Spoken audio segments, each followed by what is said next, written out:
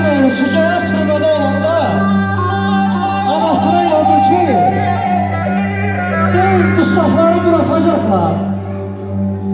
Əmoğlu qoy gömböz atmasın kızın anamın.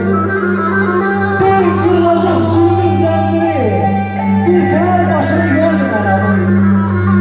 Talihi şişkəz fikri say oldu.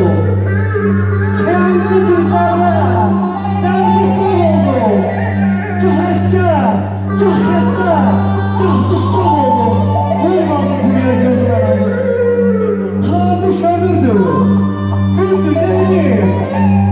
Eşkimin çırağı söndü deyim. Ay canım.